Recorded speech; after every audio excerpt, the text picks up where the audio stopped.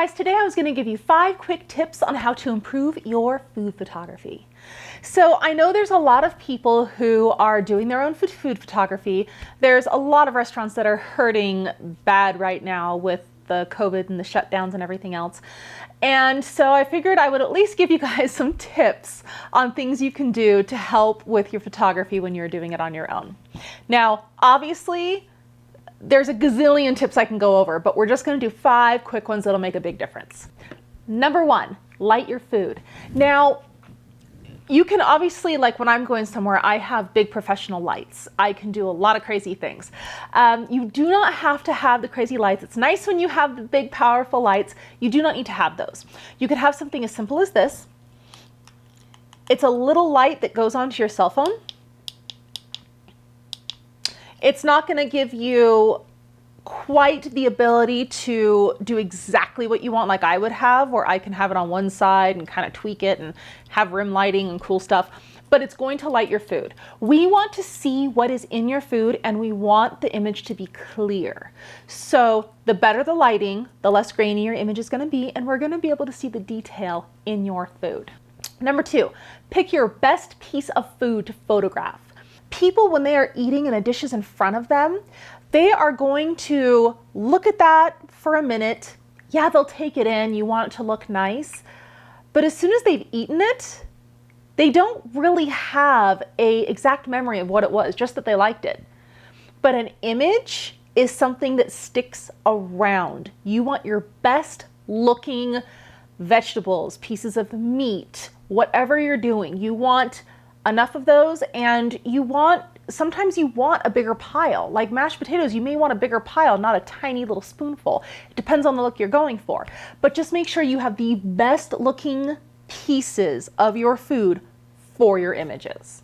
Oil it.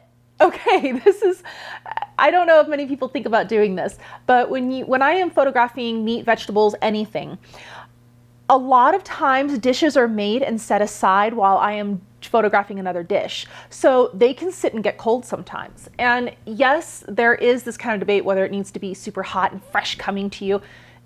Sometimes that's just not what we have available to us. Sometimes we have to have a lot of dishes done and ready to go. So what I will do is I will oil the meat so it looks fresh and glistening and juicy. Same thing with vegetables. You can oil the vegetables. You can also spray the vegetables down with some water if you're doing like fresh vegetables. So just a little tip to make them look fresh, and don't do too much or you don't want the oil everywhere. I usually use a little paintbrush and just kind of dab it on. Number 4, stage your food. And this goes along with picking the best pieces of food as well. Because let's say you are making a hamburger. So you're going to want to put nice looking lettuce kind of sticking out of the burger, and you want to see the layers of tomatoes and the layers of onions. Sure, that may not be exactly the way that you're going to serve it. You may slap it all together and give it to them, but that's not what you're doing in a photograph. In a photograph, you want to stage it so we see all the elements. You want those fries to be stacked just perfectly with whatever seasoning or salt on top. If the burger comes with a little spear in it, you want to make sure that looks nice. You just want the food to look as nice as possible. It's not about lying and using fake stuff. I know, like, people, when they're doing pancakes, they'll use motor oil and stuff so that it stays on top longer. That's not what we're talking about. We're not talking about faking it. We're just talking about making it look as good as you can for that specific dish.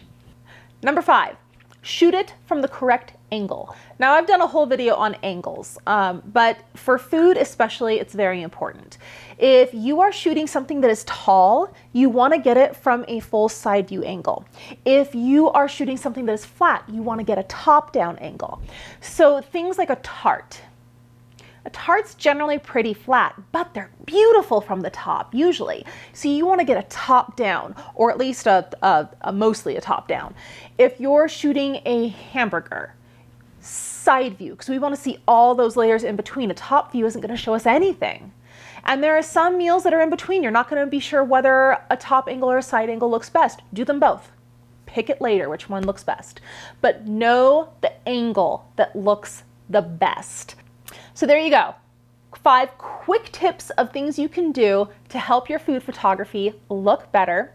I hope this helps you guys. If you like the tips I'm giving you, please feel free to like, share, and also subscribe. And until next time, keep pushing your potential and stay inspired.